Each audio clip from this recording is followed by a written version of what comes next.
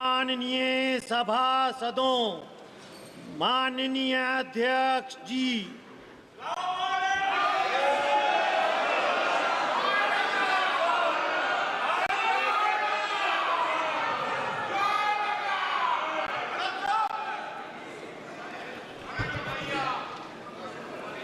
माननीय सदस्यगण, मुझे अपनी ओर से तथा सदन के माननीय सदस्यों की ओर से अंतर संसदीय संघ आईपीयू की प्रेसिडेंट और तंजानिया संयुक्त गणराज्य की नेशनल असेंबली की अध्यक्ष माननीय डॉक्टर तुलिया एक्सन का स्वागत करते हुए अत्यंत प्रसन्नता हो रही है। वे हमारी सम्मानित अतिथि के रूप में भारत की आधिकारिक यात्रा पर आई है। यह हमारे लिए खुशी की बात है कि डॉक्टर एक्सन बजट सत्र को देखने के लिए यहाँ उपस्थित है। माननीय डॉक्टर तुलिया एक्सन शुक्रवार दिनांक 19 जुलाई 2024 को भारत पहुंची। उन्होंने 21 जुलाई 2024 को आगरा का भ्रमण किया और इस समय वह विशेष बॉक्स में आसीन है। हम भारत में उनके सुखद और सफल प्रवास की कामना करते हैं। हम अंतर संसदीय संघ के प्रेसिडेंट के रूप में उनकी भूमिका के लिए सफलता की भी कामना करते हैं।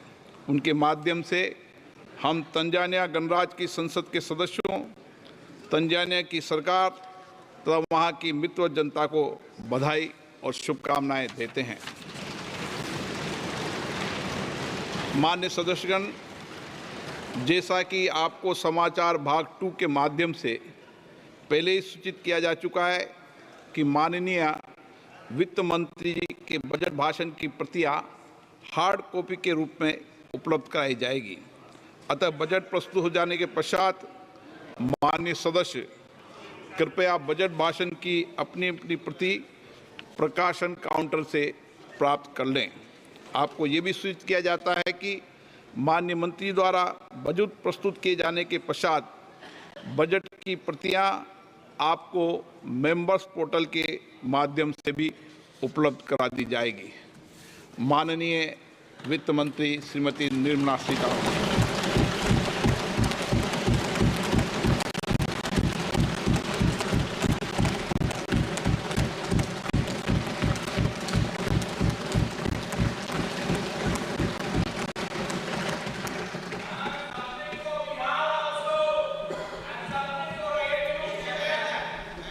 Honorable Speaker, I present the budget for 24-25.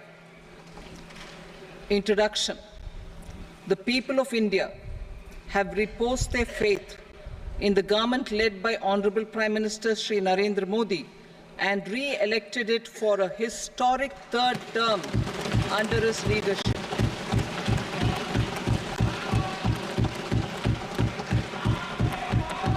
We are grateful for their support, faith, and trust in our policies. We are determined to ensure that all Indians, regardless of religion, caste, gender, and age, make substantial progress in realizing their life goals and aspirations. Global context. The global economy, while performing better than expected, is still in the grip of policy uncertainties. Elevated asset prices, political uncertainties, and shipping disruptions continue to pose significant downside risks for growth and upside risks to inflation. In this context, India's economic growth continues to be the shining exception and will remain so in the years ahead.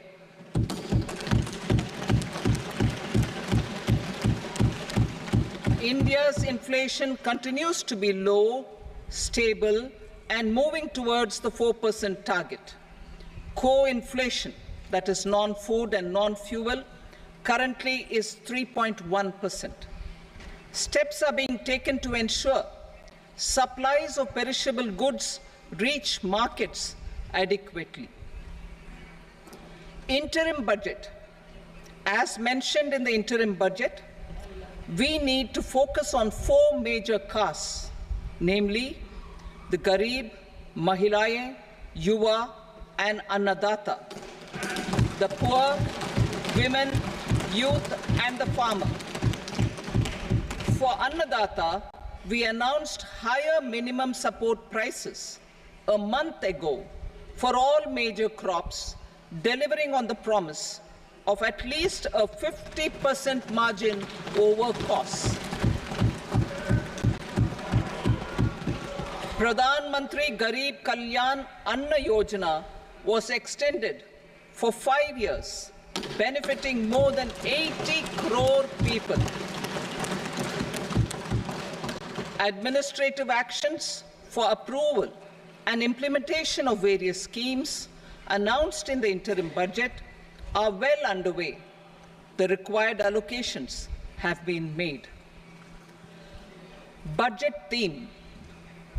Turning attention to the full year and beyond in this budget, we particularly focus on employment, skilling, MSMEs, and the middle class.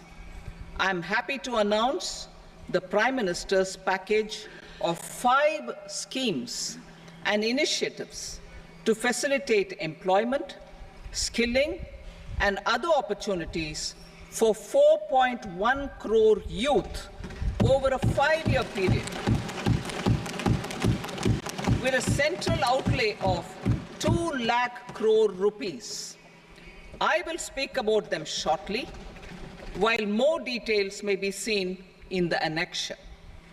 This year, I've made a provision of 1.48 lakh rupees, 1.48 lakh crore rupees for education, employment, and skilling. Budget priorities. The people have given a unique opportunity to our government to take the country on the path of strong development and an all-round prosperity. In the interim budget, we promised to present a detailed roadmap for our pursuit of Vikasit Bharat.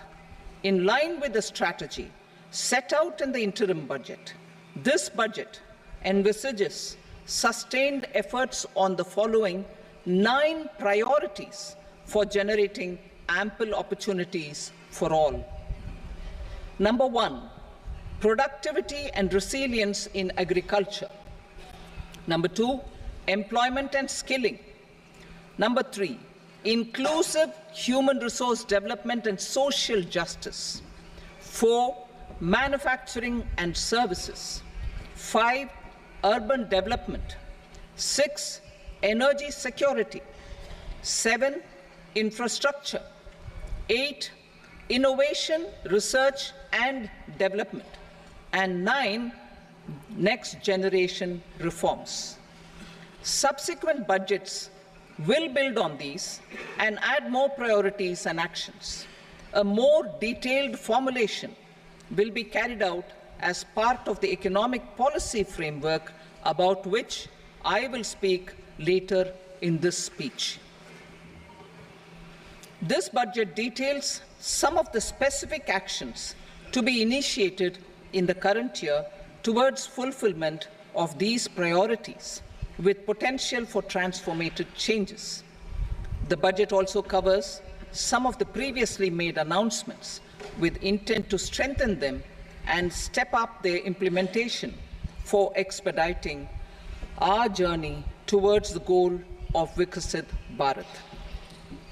Priority 1, productivity and resilience in agriculture. Transforming agricultural research.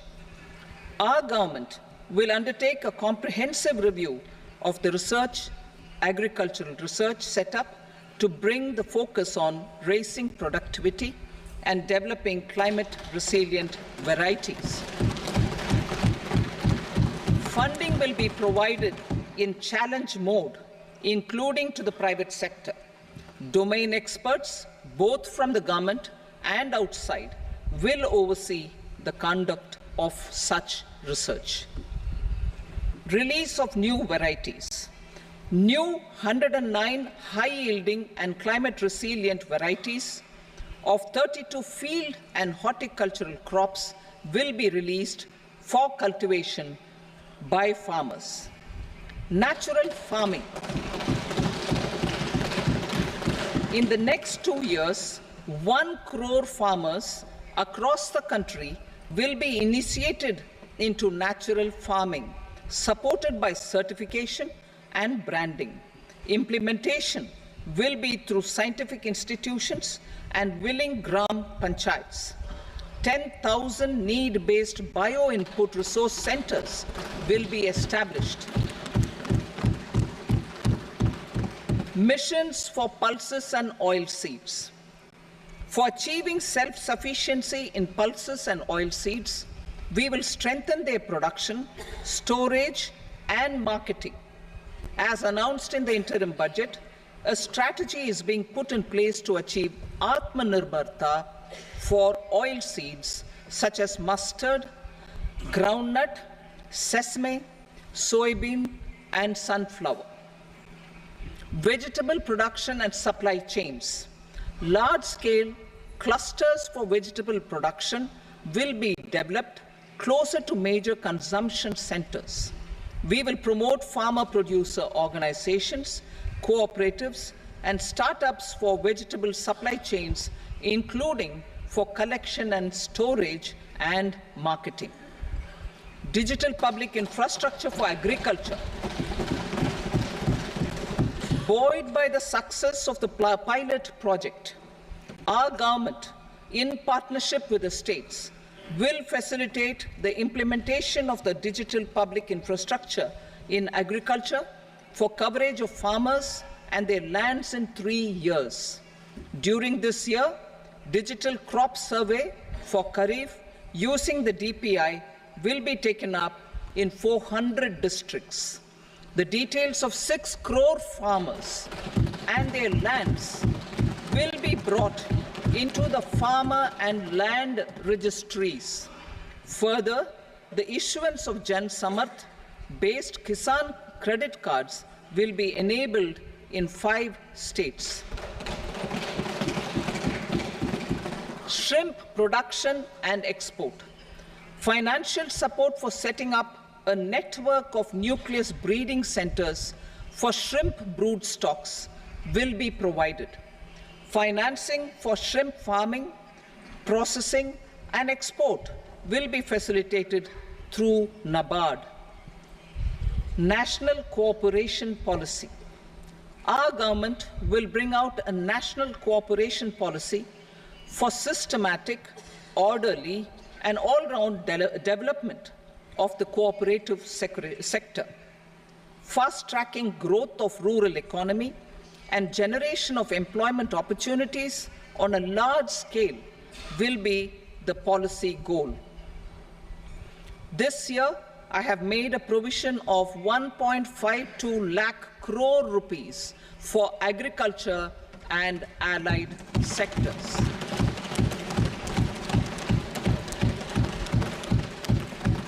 Priority 2, employment and skilling. Employment-linked incentive. Our government will implement following 3 schemes for employment-linked incentive as part of the Prime Minister's package. These will be based on enrollment in the EPFO and focus on recognition of first-time employees and support to employees and employers. Scheme A, first-timers. This scheme will provide 1 month wage to all persons newly entering the workforce in all formal sectors.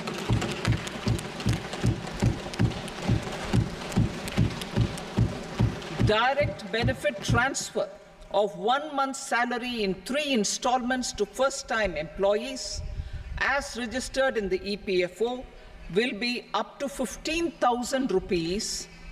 The eligibility limit will be a salary of 1 lakh per month. The scheme is expected to benefit 210 lakh youths.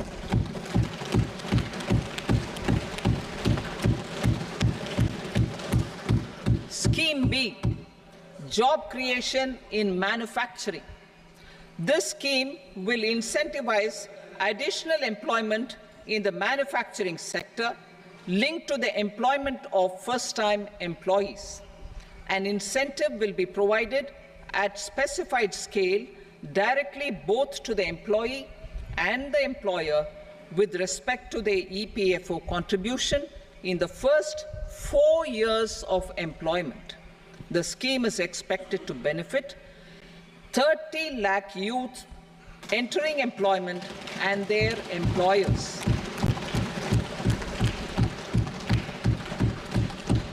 Scheme C, support to employers.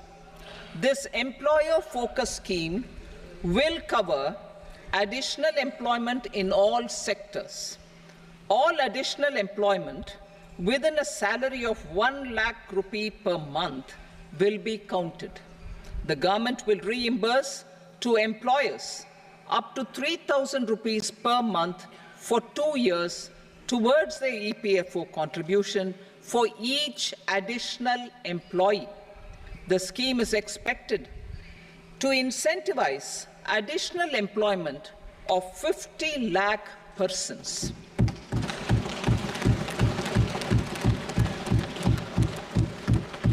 Participation of women in the workforce. We will facilitate higher participation of women in the workforce through setting up of working women hostels in collaboration with industry and establishing creches. In addition, the partnership will seek to organize women-specific skilling programs and promotion of market access for women SHG enterprises. Skilling program.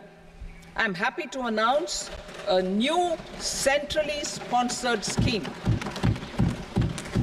as the fourth scheme under the Prime Minister's package for skilling in collaboration with state governments and industry. 20 lakh youth will be skilled over a 5-year period.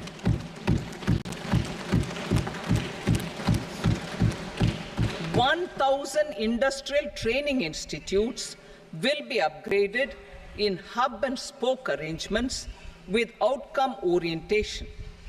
Course content and design will be aligned to the skill needs of industry, and new courses will be introduced for emerging needs." Skilling loans. The model skill loan scheme will be revised to facilitate loans up to 7.5 lakh rupees with a guarantee from a government-promoted fund. This measure is expected to help 25,000 students every year.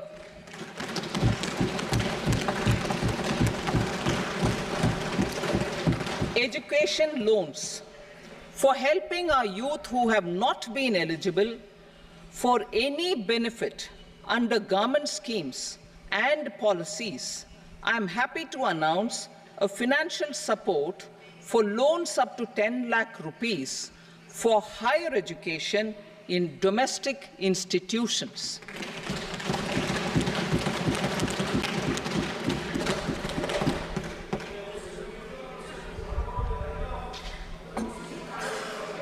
E-vouchers for this purpose. E-vouchers for this purpose will be given directly to 1 lakh students every year for annual interest subvention of 3% of the loan amount. Priority 3, inclusive human resource development and social justice, saturation approach. Our government is committed to all-round, all-pervasive and all-inclusive development of people, particularly farmers, youth, women, and the poor. For achieving social justice comprehensively, the saturation approach of covering all eligible people through various programs, including those for education and health, will be adopted to empower them by improving their capabilities. Implementation of schemes meant for supporting economic activities by craftsmen, artisans, self-help groups, scheduled caste, scheduled tribe, and women entrepreneurs and street vendors such as the PM Vishwakarma, PM Swanidhi, National Livelihood Missions, and Stand Up India will be stepped up. Purvodaya. The states in the eastern part of the country are rich in endowments and have strong cultural traditions. We will formulate a plan, Purvodaya, for the all-round development of the eastern region of the country, covering Bihar, Jharkhand, West Bengal, Odisha, and Andhra Pradesh. This will cover human resource development, infrastructure, and generation of economic opportunities to make the region an engine to attain Vikasit Bharat. On the Amritsar-Kolkata industrial corridor, we will support development of an industrial node at Gaya. This corridor will catalyze industrial development of the eastern region. The industrial node at Gaya will also be a good model for developing our ancient centers of cultural importance into future centers of modern economy. This model shall showcase Vikas B, Virasat B in our growth trajectory. We will also support development of road connectivity projects, namely 1. Patna-Purnia Expressway, 2. Buxar-Bhagalpur Expressway, 3. Bodh Gaya, Rajgir, Vaishali and Darbhanga spurs, and 4. Additional 2-lane bridge over River Ganga at Buxar at a total cost of 26,000 crore rupees.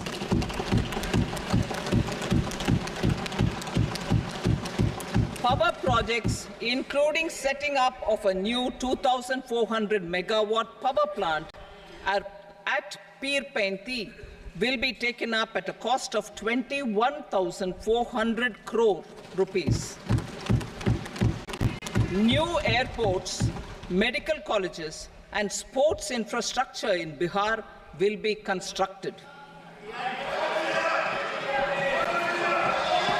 An additional allocation to support capital investments will be provided. The requests of Bihar government for external assistance from multilateral development banks will be expedited.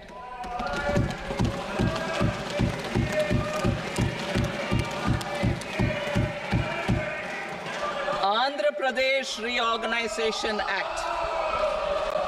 Our government has made concerted efforts to fulfill the commitments in Andhra Pradesh Reorganization Act.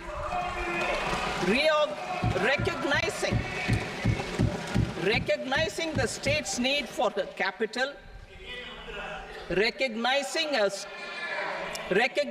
the state's need for a capital, we will facilitate special financial support through multilateral development agencies.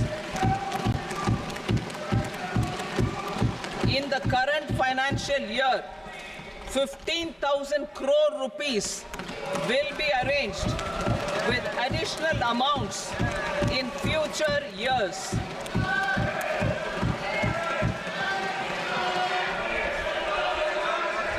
Our government is fully committed to financing and early completion of the Polavaram irrigation project, which is the lifeline for Andhra Pradesh and its farmers. This will facilitate our country's food security as well. Under the Act, Andhra Pradesh Reorganization Act, for promoting industrial development, funds will be provided for essential infrastructure such as water, power, railways, and roads in Kopparthi node on the Visakhapatnam-Chennai industrial corridor and Varavakal node on the Hyderabad-Bengaluru industrial corridor. An additional allocation will be provided this year towards capital investment for economic growth. Grants for backward regions of Rayalaseema, Prakasham, North Coastal Andhra, as stated in the Act, will be provided. PM Awas Yojana. 3 crore additional houses under the PM Awas Yojana in rural and urban areas in the country have been announced, for which the necessary allocations are being made. Women-led development. For promoting women-led development, the budget carries an allocation of more than 3 lakh crore for schemes benefiting women and girls. This signals our government's commitment for enhancing women's role in economic development. Pradhan Mantri Janjatiya Unnat Gram Abhiyan. For improving the socio-economic condition of tribal communities, we will launch the Pradhan Mantri Janjatiya Unnat Gram Abhiyan by adopting saturation coverage for tribal families in tribal majority villages and aspirational districts.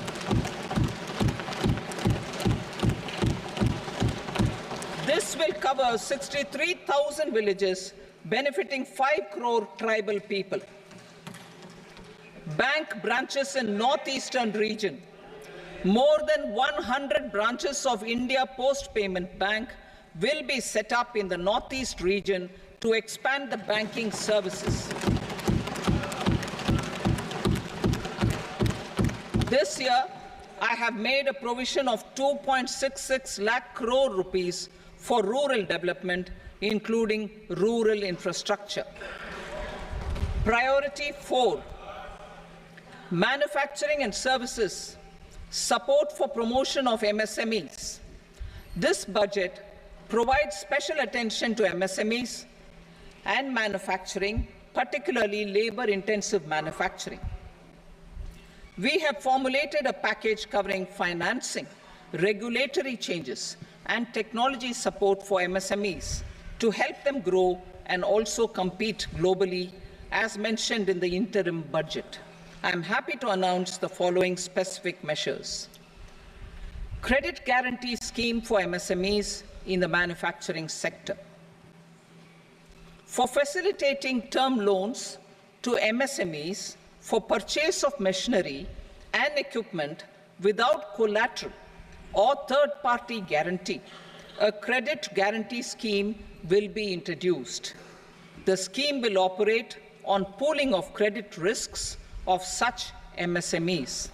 A separately constituted self-financing guarantee fund will provide to each applicant guarantee cover up to 100 crore rupees, while the loan amount may be larger.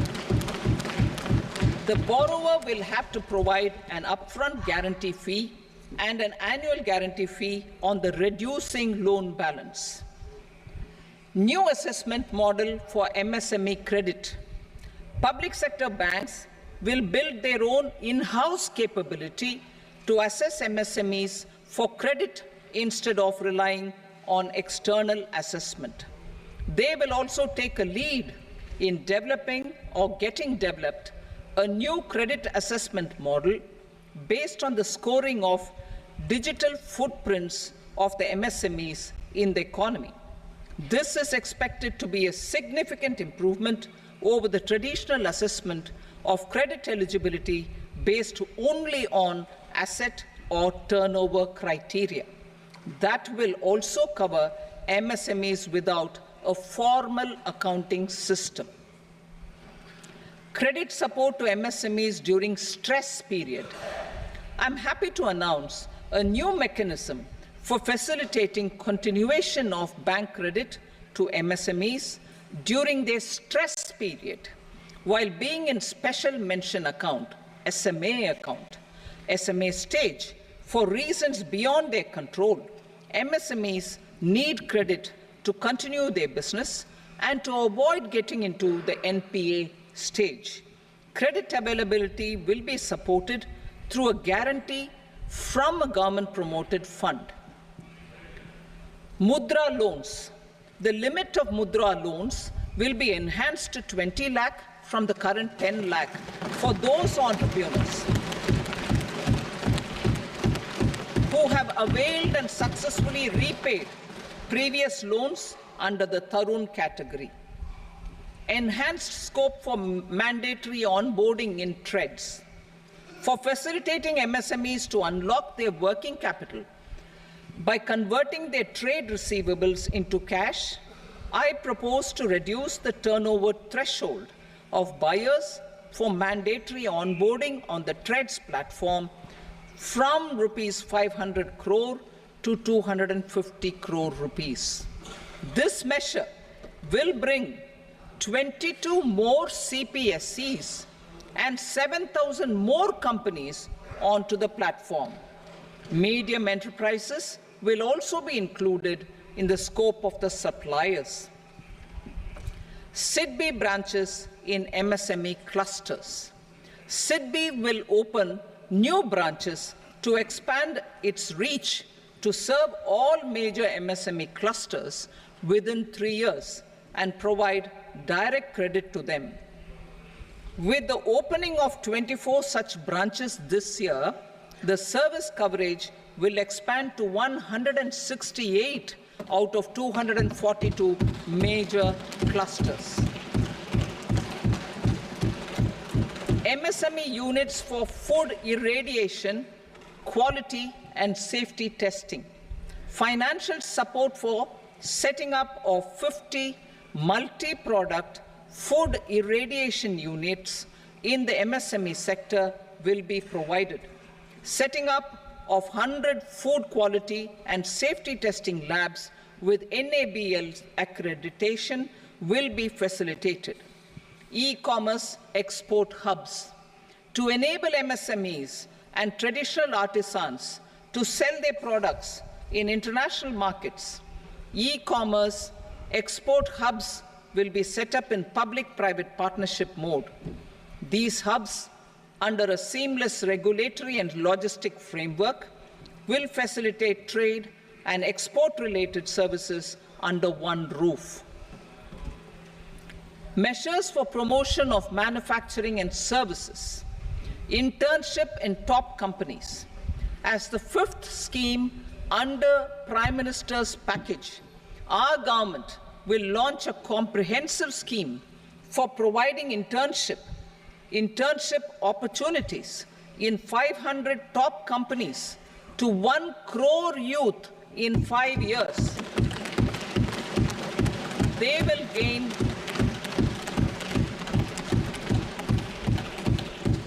will gain exposure for 12 months to real-life business environment, varied professions, and employment opportunities. An internship allowance of 5,000 per month, 5,000 rupees per month, along with a one-time assistance of 6,000 rupees will be provided. Companies will be expected to bear the training cost and 10% of their internship cost from their CSR funds. Industrial parks. Our government will facilitate development of investment-ready, plug-and-play industrial parks with complete infrastructure in or near 100 cities in partnership with the states and private sector by better using town planning schemes. 12 industrial parks under the National Industrial Corridor Development Program also will be sanctioned.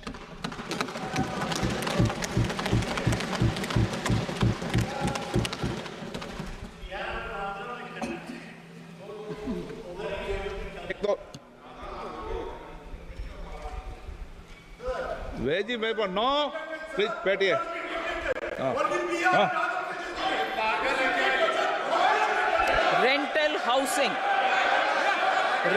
housing with dormitory type accommodation for industrial workers will be, just 1 minute. Rental housing, I repeat, rental housing with dormitory type accommodation for industrial workers will be facilitated in PPP mode with VGF support and commitment from anchor industries. Shipping industry, ownership, leasing, and flagging reforms will be implemented to improve the share of Indian shipping industry and generate more employment. Critical mineral mission. We will set up a critical mineral mission for domestic production, recycling of critical minerals, and overseas acquisition of critical mineral assets.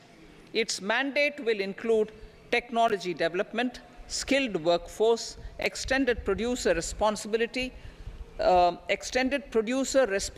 framework, and a suitable financing mechanism. Offshore mining of minerals. Our government will launch the auction of the first tranche of offshore blocks for mining, building on the exploration already carried out. Digital public infrastructure applications. Turning to the services sector, I propose development of DPI applications at population scale for productivity gains, business opportunities, and innovation by the private sector. These are planned in the areas of credit, e-commerce, education, health, law and justice, logistics, MSME service delivery, and urban governance. Integrated technology platform for IBC ecosystem. An integrated technology platform will be set up for improving the outcomes under the Insolvency Bankruptcy Code for achieving consistency, transparency, timely processing, and better oversight for all stakeholders. Voluntary closure of LLPs. The services of the Center for Processing Accelerated Corporate Exit, CPACE, will be extended for voluntary closure of LLPs to reduce the closure times. National Company Law Tribunals. The IBC has resolved more than 1,000 companies, resulting in direct recovery of 3.3 lakh crore to creditors. 3.3 lakh crore rupees to creditors. In addition, 28,000 cases involving over 10 lakh crore rupees have been disposed of even prior to admission. Appropriate changes to the IBC, reforms and strengthening of the tribunal and appellate tribunals will be initiated to speed up insolvency resolution. Additional tribunals will be established. Out of those, some will be notified to decide cases exclusively under the Companies Act. Debt recovery. Steps for reforming and strengthening debt recovery tribunals will be taken. Additional tribunals will be established to speed up recovery. Priority 5, urban development. Cities as growth hubs. Working with states, our government will facilitate development of cities as growth hubs. This will be achieved through economic and transit planning and orderly development of peri-urban areas utilizing town planning schemes. Creative redevelopment of cities. For creative brownfield redevelopment of existing cities with a transformative impact, our government will formulate a framework for enabling policies, market-based mechanisms, and regulation. Transit-oriented development. Transit-oriented development plans for 14 large cities with a population above 30 lakh will be formulated, along with an implementation and financing strategy. Urban housing.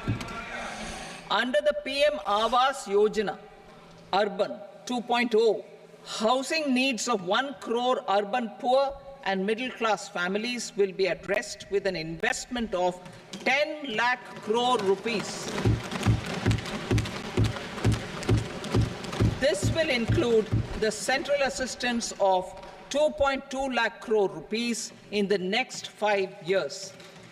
A provision of interest subsidy to facilitate loans at affordable rates is also envisaged. In addition, enabling policies and regulations for efficient and transparent rental housing markets with enhanced availability will also be put in place. Water supply and sanitation.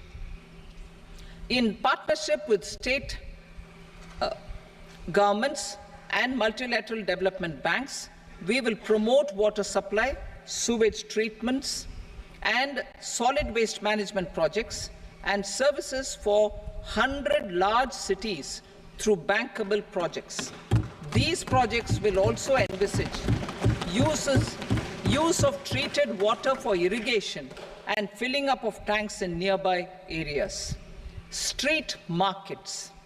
Building on the success of PM Swanidhi scheme in transforming the lives of street vendors, our government envisions a scheme to support each year over the next 5 years the development of 100 weekly hearts or street food hubs in select cities.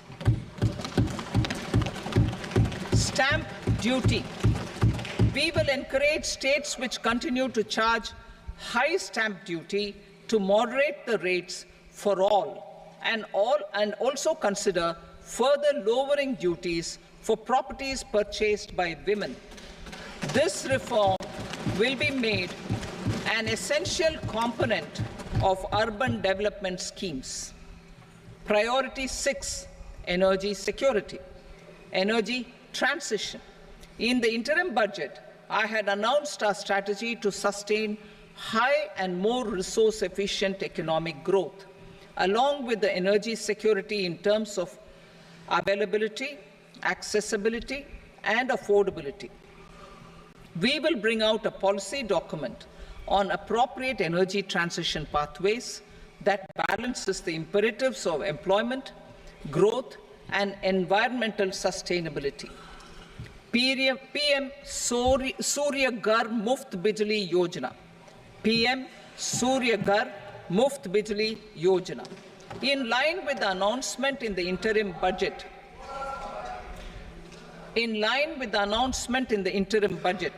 PM Surya Ghar Muft Bijli Yojana has been launched to install rooftop solar plants to enable 1 crore households obtain free electricity up to 300 units every month. The scheme has generated remarkable response with more than 1.28 crore registrations and 14 lakh applications, and we will further encourage it. Pumped storage policy.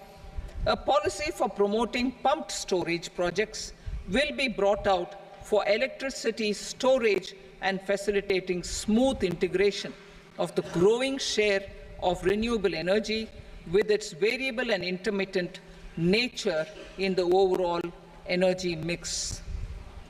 Research and development of small and modular nuclear reactors. Nuclear energy is expected to form a very significant part of the energy mix for Viksit Bharat. Towards that pursuit, our government will partner with the private sector for 1. Setting up Bharat Small Reactors, 2. Research and development of Bharat Small Modular Reactor, and 3. Research and development of newer technologies for nuclear energy. The R&D funding announced in the interim budget will be made available for this sector also. Advanced ultra supercritical thermal power plants. The development of indigenous technology for advanced ultra supercritical thermal power plants with much higher efficiency has been completed. A joint venture between NTPC, and BHEL will set up a full-scale 800 megawatt commercial plant using AUSC technology. The government will provide the required fiscal support.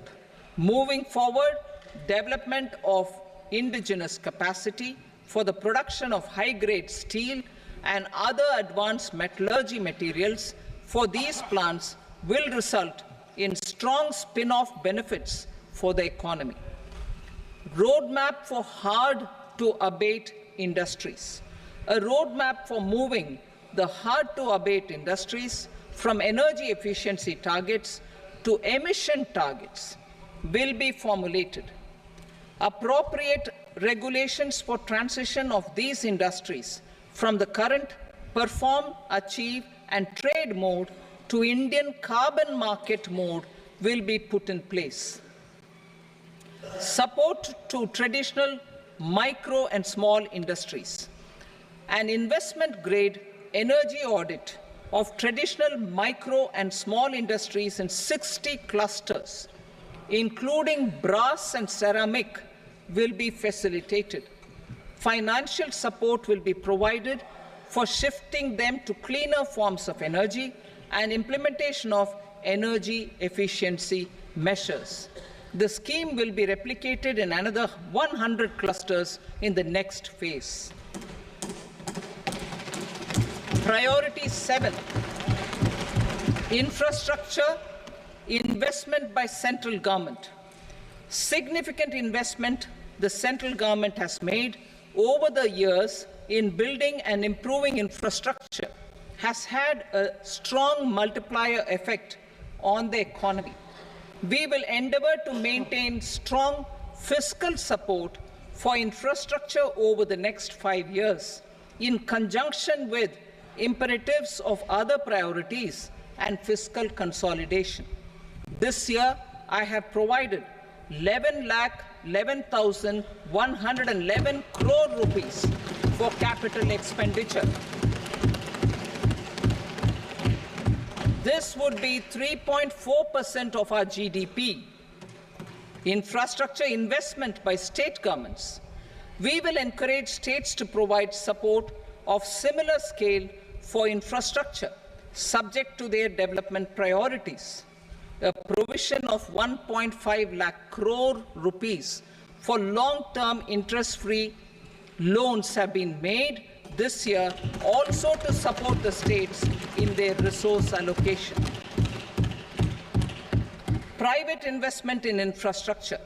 Investment in infrastructure by private sector will be promoted through viability gap funding and enabling policies and regulations. A market-based financing framework will be brought out.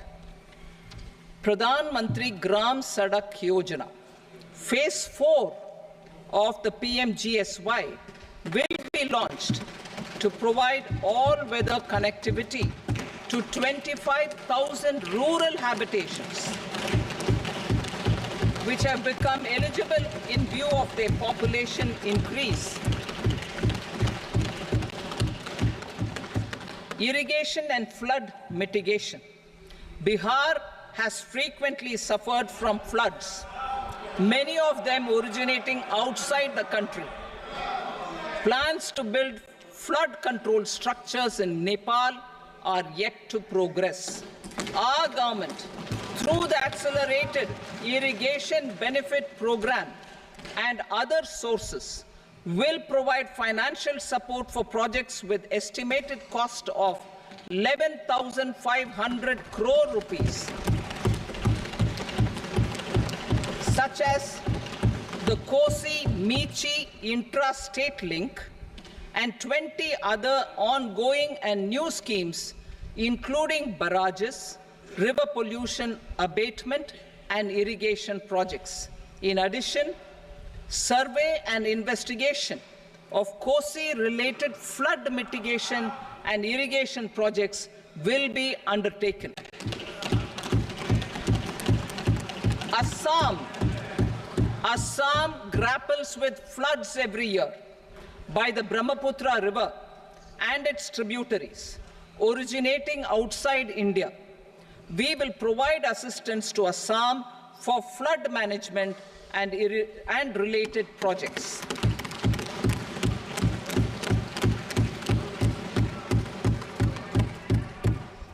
Himachal Pradesh suffered extensive losses due to floods last year. Our government will provide assistance to the state for reconstruction and rehabilitation through multilateral development assistance.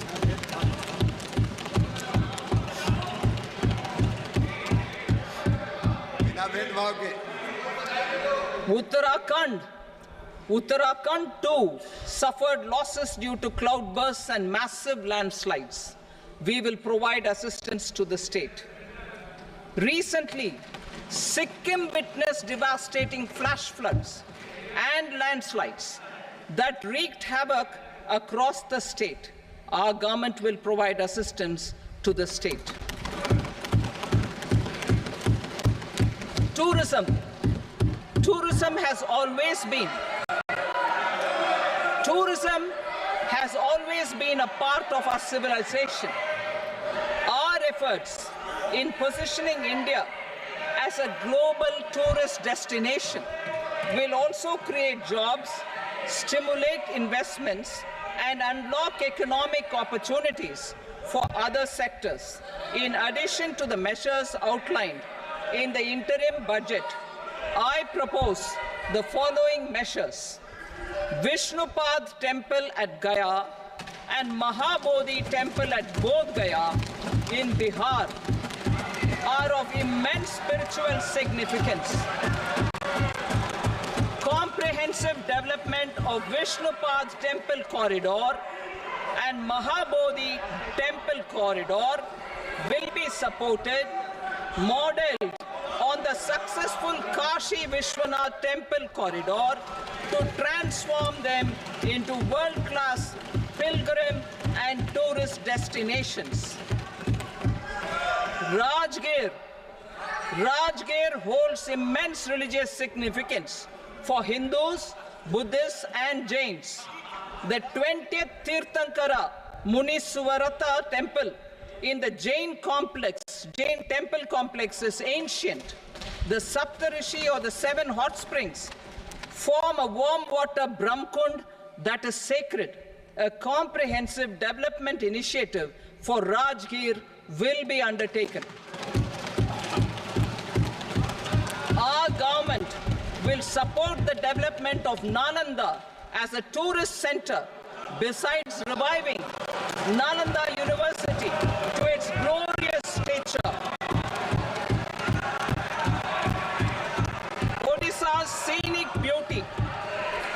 Odisha's scenic beauty, temples, monuments, craftsmanship, wildlife sanctuaries, natural landscapes, and pristine beaches make it an ultimate tourism destination.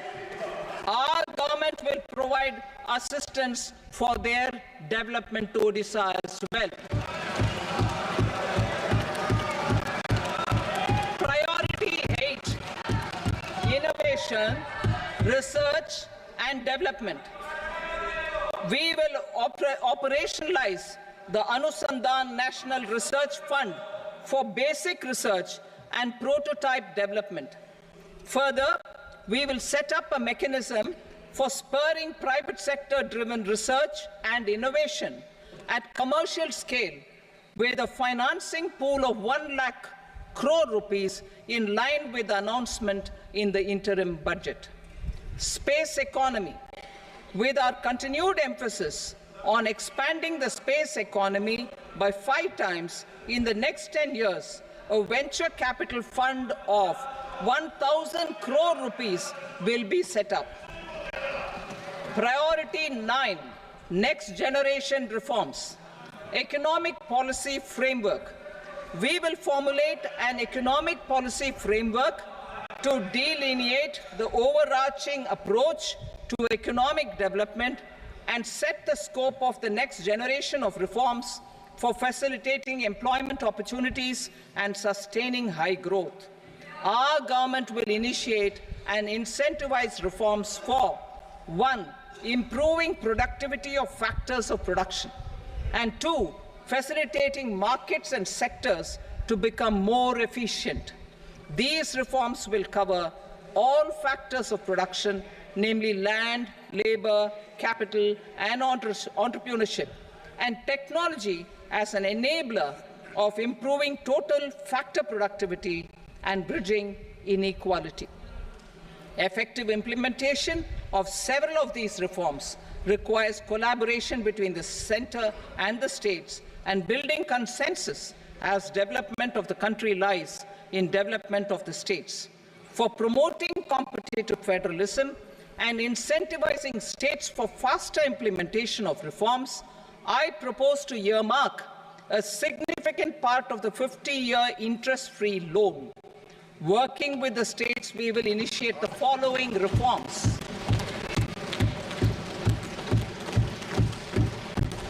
Land-related reforms and actions, both in the rural and urban areas, will cover land administration, will cover 1. Land administration, planning and management, and 2. Urban planning usage and building bylaws. These will be incentivized for completion within the next 3 years through appropriate fiscal support. Rural land-related actions. Rural land-related actions will include 1.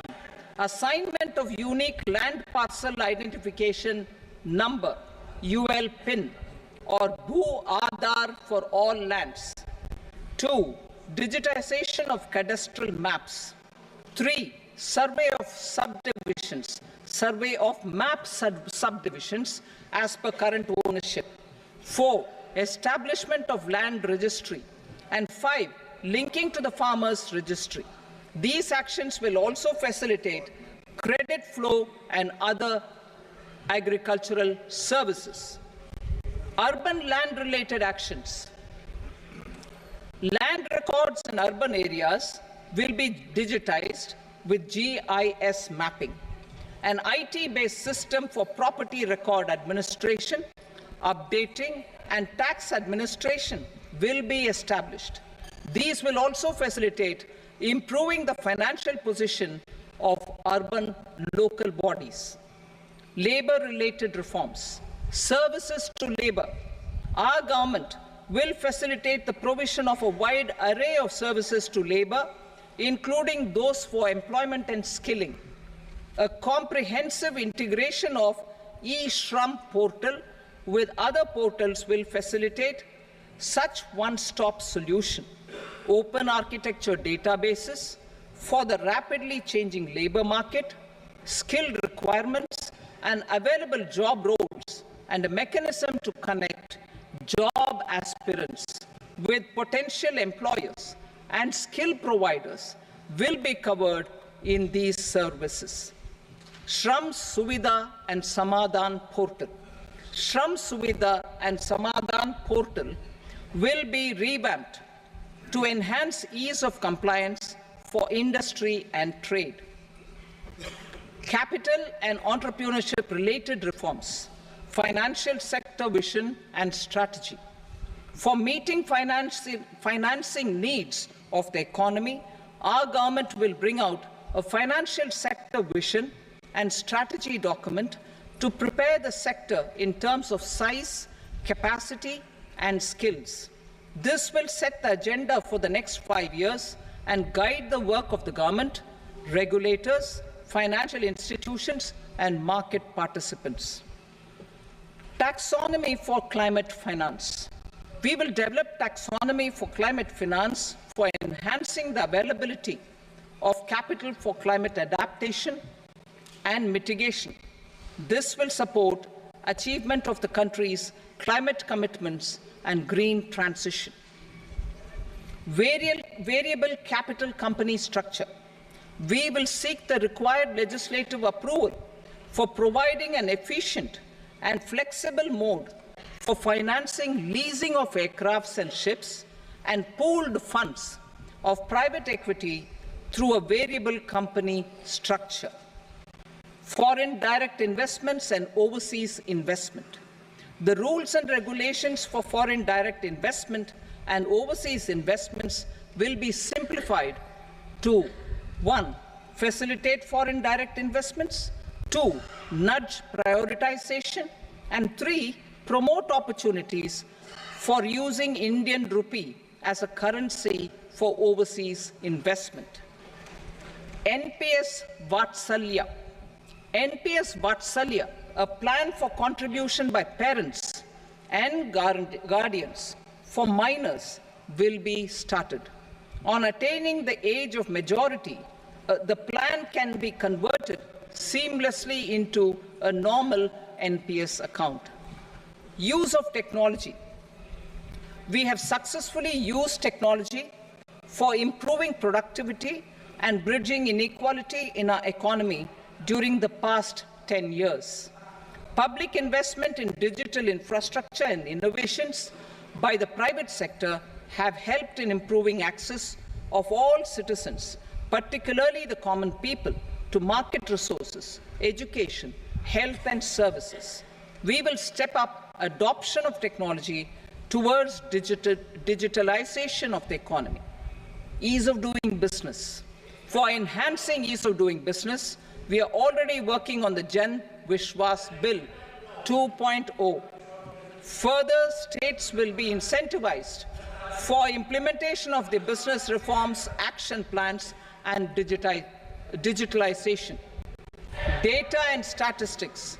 For improving data governance, collection, processing and management of data and statistics, different sectoral databases, including those established under the Digital India Mission, will be utilized with active use of technology tools. New pension scheme. The committee to review the NPS has made considerable progress in its work. I'm happy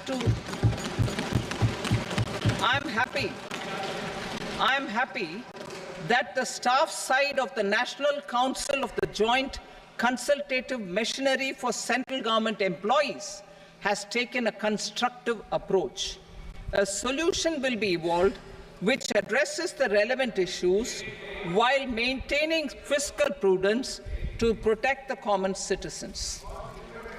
Budget estimates for 24-25. For the year 24-25, total receipts other than borrowings and the total expenditure are estimated at 32.07 lakh crore rupees and 48.21 lakh crore rupees respectively. The net tax receipts are estimated at 25.83 lakh crore rupees. The fiscal deficit is estimated at 4.9% of the GDP. The gross and the net market borrowings through dated securities during 24-25 are estimated at 14.01 lakh crore rupees and 11.63 lakh crore rupees respectively. Both will be less than that in 23-24. The fiscal consolidation path announced by me in 2021 has served our economy very well, and we aim to reach the deficit below 4.5% next year. The government is committed to staying the course. From 2026-27 onwards, our endeavor will be to keep the fiscal deficit each year such that the central government's debt will be on a declining path as percentage of GDP. I will now move to Part B.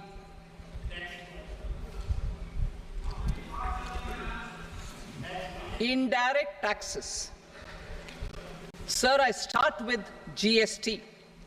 It has decreased tax incidence on the common man, reduced compliance burden and logistics cost for trade and industry, and enhanced revenues of the central and the state governments. It is a success of vast proportions. To multiply the benefits of GST, we will strive to further simplify and rationalize the tax structure and endeavor to expand it to the remaining sectors. My proposals for customs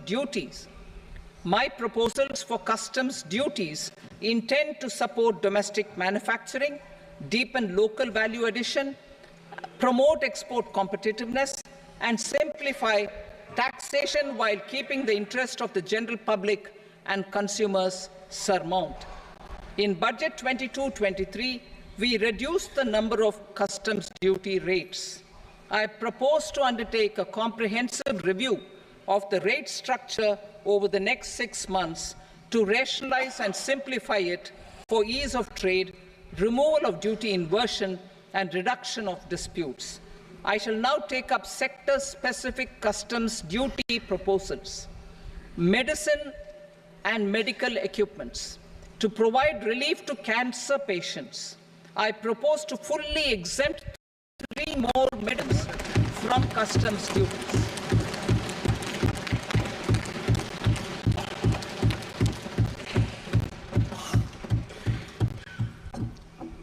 I also propose changes in the BCD on X-ray tubes and flat panel detectors for use in medical X-ray machines under the phased manufacturing program so as to synchronize them with the domestic capacity addition.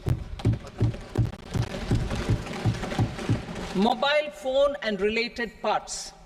With a 3-fold increase in domestic production and almost a 100-fold jump in exports of mobile phones over the last 6 years, the Indian mobile industry has matured. In the interest of consumers, I now propose to reduce the BCD on mobile phone, mobile PCBA, and mobile charger to 15%. Critical minerals. Minerals such as lithium, copper, cobalt, and rare earth elements are critical for sectors like nuclear energy, renewable energy, space, defense, telecommunications, and high-tech electronics. I propose to fully exempt customs duties on 25 critical minerals and reduce BCD on 2 of them. This will provide a major fillip to the processing and refining of such minerals and help secure their availability for these strategic and important sectors. Solar energy. Energy transition is critical in the fight against climate change. To support energy transition, I propose to expand the list of exempted capital goods for use in the manufacture of solar cells and panels in the country.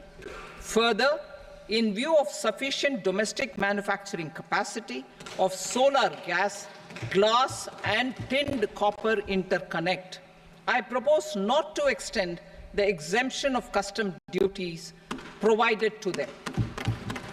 Marine products. India's seafood exports in the last financial year touched an all-time high of more than 60,000 crores of rupees. Frozen shrimp accounted for about 2/3 of these exports. To enhance their competitiveness, I propose to reduce BCD on certain broodstock, polychaete worms, shrimp, and fish feed to 5%. I also propose to exempt customs duty on various inputs for manufacture of shrimp and fish feed. Leather and textile. Similarly, to enhance the competitiveness of exports in the leather and textile sectors, I propose to reduce BCD on real down-filling material from duck or goose. I am also making additions to the list of exempted goods for manufacture of leather and textile garments, footwear, and other leather articles for export. To rectify inversion in duty, I propose to reduce BCD subject to conditions on methylene diphenyl diisocyanate, MDI, for manufacture of spandex yarn from 7.5 to 5%. Furthermore, the export duty structure on raw hides, skin, and leather is proposed to be simplified and rationalized. Precious metals. To enhance domestic value addition in gold and precious metal jewelry in the country, I propose to reduce customs duties on gold and silver to 6% and that of platinum to 6.4%. Other metals, steel and copper, are important raw materials. To reduce their cost of production, I propose to remove the BCD on ferronickel and blister copper. I am also continuing with nil BCD on ferrous scrap and nickel cathode and concessional BCD of 2.5% on copper scrap. Electronics. To increase value addition in the domestic electronics industry, I propose to remove the BCD subject to conditions on oxygen-free copper for manufacture of resistors. I also propose to exempt certain parts for manufacture of connectors. Chemicals and petrochemicals.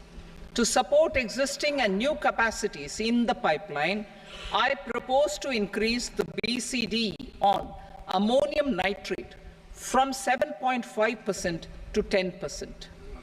Plastics. PVC flex banners are non-biodegradable and hazardous for environment and health. To curb their imports, I propose to raise the BCD on them from 10 to 25%. Telecommunication equipment. To incentivize domestic manufacturing, I propose to increase the BCD from 10 to 15% on PCBA of specified telecom equipment. Trade facilitation.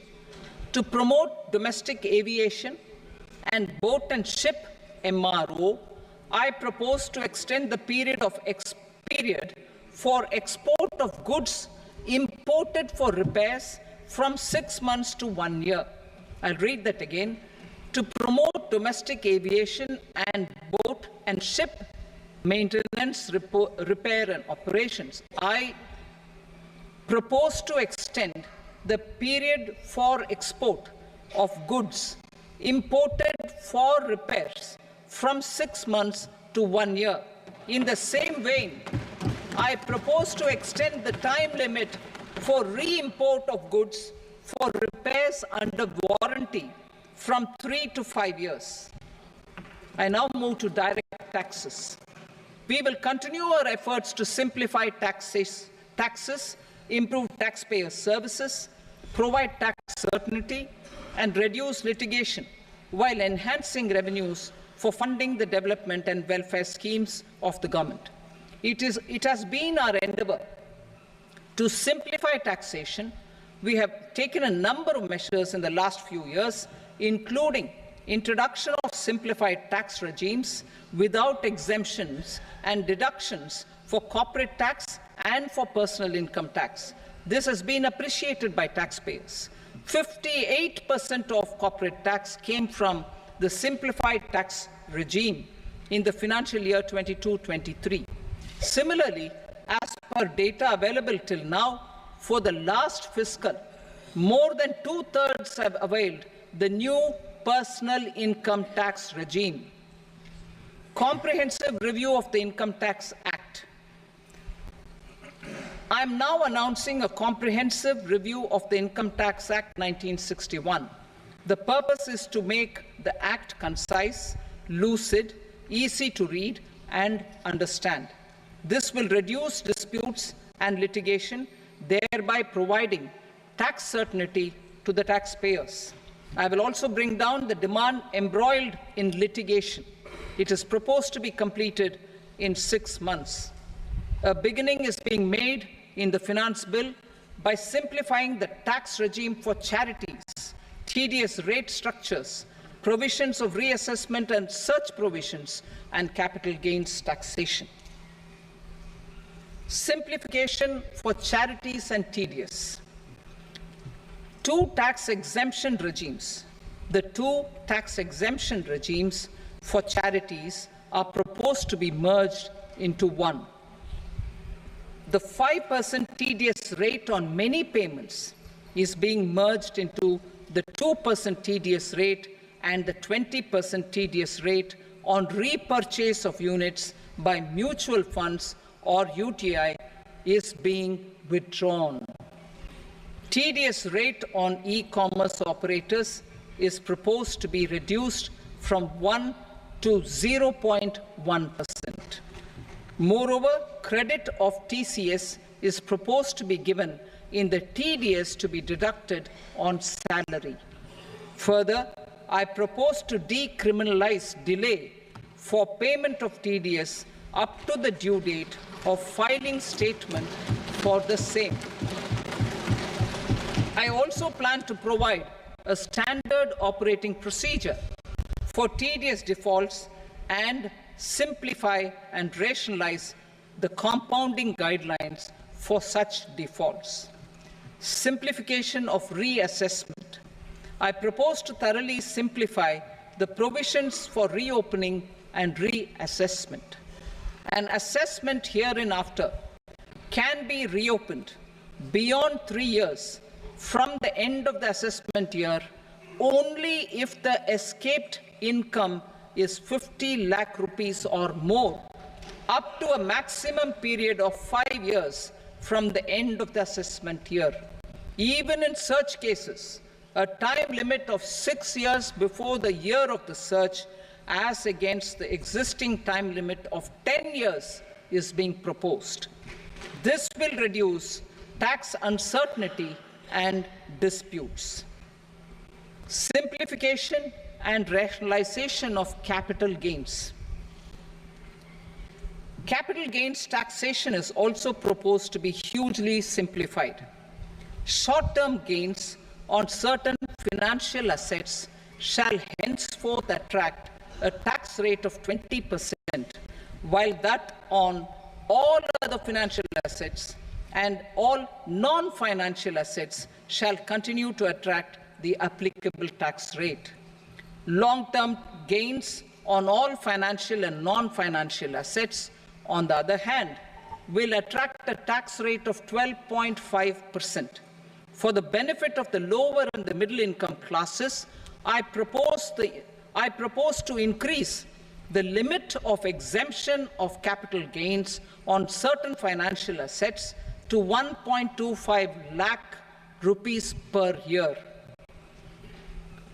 Listed financial assets held for more than a year will be classified as long-term, while unlisted financial assets and all non-financial assets will have to be held for at least 2 years to be classified as long-term.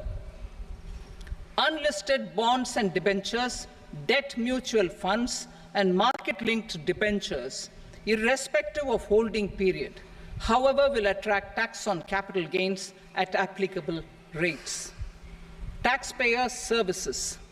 All the major taxpayer services under GST and most services under customs and income tax have been digitalized. All remaining services of customs and income tax, including rectification and order giving effect to appellate orders, shall be digitalized and made paperless over the next 2 years. Litigation and appeals.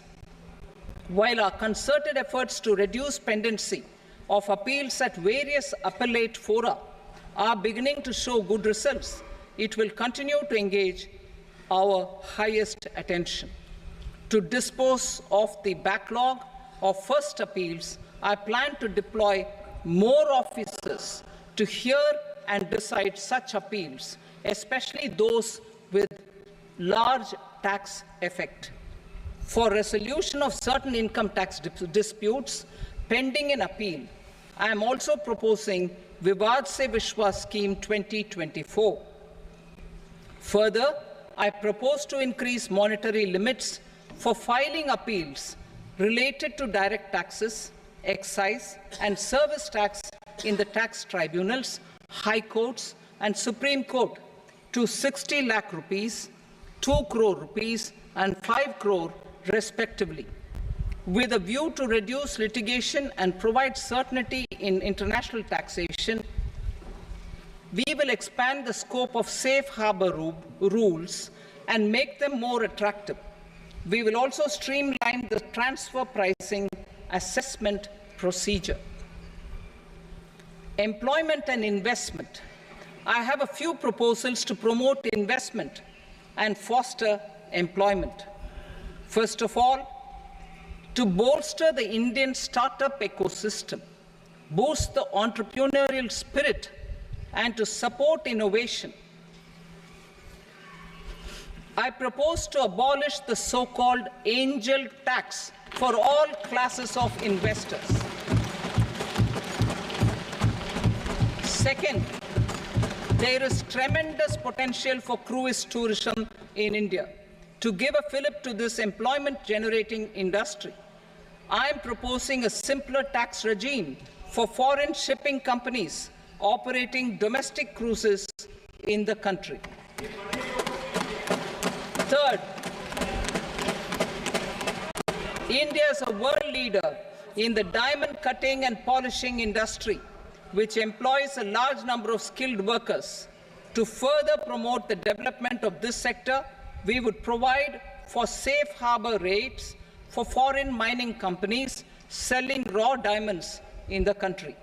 Fourth, to attract foreign capital for our development needs, I propose to reduce the corporate tax rate on foreign companies from 40 to 35%.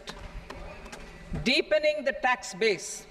I have a couple of proposals for deepening the tax base. First, security transaction tax on futures and options of securities is proposed to be increased to 0.02% and 0.1% respectively. Second, for reasons of equity, I propose to tax income received on buyback of shares in the hands of recipients. Other proposals. To improve social security benefits, deduction of expenditure by employers towards NPS is proposed to be increased from 10 to 14% of the employee's salary. Similarly, deduction of this expenditure up to 14% of salary from the income of employees in private sector, public sector banks and undertakings opting for the new tax regime is proposed to be provided. Indian professionals working in multinationals get ESOPs and invest in social security schemes and other movable assets abroad. Non-reporting of such small foreign assets has penal consequences under the Black Money Act.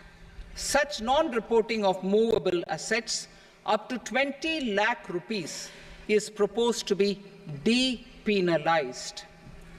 Other major proposals in the finance bill relate to withdrawal of equalization levy of 2%, expansion of tax benefits to certain funds and entities in IFSCs, and immunity from penalty and prosecution to Benamidar on full and true disclosure so as to improve conviction under the Benami Transaction Prohibition Act 1988.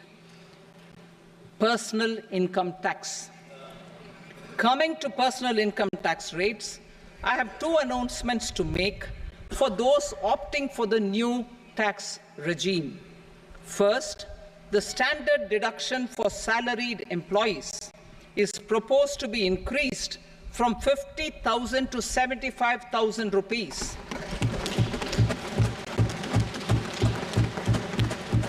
Similarly, deduction on family pension for pensioners is proposed to be enhanced from 15,000 to 25,000 rupees. This will provide relief to about 4 crore salaried individuals and pensioners.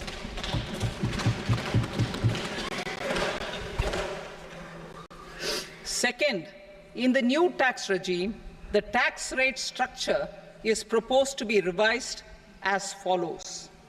0 to 3 lakh rupees, nil. 3 to 7 lakh rupees, 5%. 7 to 10 lakh rupees, 10%. 10 to 12 lakh rupees, 15%. 12 to 15 lakh rupees, 20%, and above 15 lakh rupees, 30%. As a result of these changes, a salaried employee in the new tax regime stands to save up to 17,500 rupees in income tax.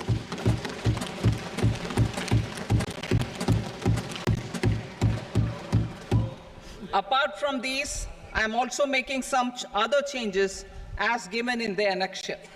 As a result of these proposals, revenue of about 37,000 crore, that is 29,000 crore in direct taxes and 8,000 crore in indirect taxes will be foregone, while revenue of about 30,000 crore rupees will be additionally mobilized. Thus, the total revenue foregone is about 7,000 crores annually. Mr. Speaker, sir, with this, I commend the budget to this august House. Jai Hind.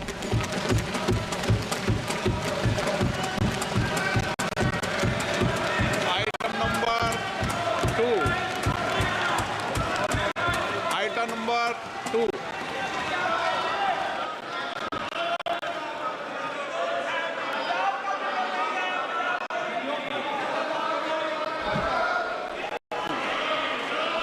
Sir, with your permission, I rise to lay on the table the following statements under Section 3 of the Fiscal Responsibility and Budget Management, FRBM Act 2003, Medium-Term Fiscal Policy cum Fiscal Policy Strategy Statement, and Macroeconomic Framework Statement. Item number 3. Sir, with your permission, I rise to move for leave to introduce the Finance Number 2 Bill 2024. प्रश्न ये कि विधेयक को पुनर्स्थापित करने की अनुमति प्रदान की जाए। जो सदस्य इसके पक्ष में हाँ कहें, जो सदस्य विरोध में ना कहें। मेरे विचार में निर्णय हाँ वालों के पक्ष में अनुमति प्रदान की जाती है। माननीय मंत्री जी, अब विधेयक पुनर्स्थापित करें। Sir, I introduce the bill. Item number 4. The Union Territory of Jammu and Kashmir budget. Sir, I rise to present a statement, Hindi and English versions, of the estimated receipts and expenditure of the Union Territory of Jammu and Kashmir for the year 24-25. सभा की कार्रवाई कल बुधवार दिनांक 24 जुलाई 2024 को प्राप्त 11 बजे तक के लिए स्थगित की जाती है।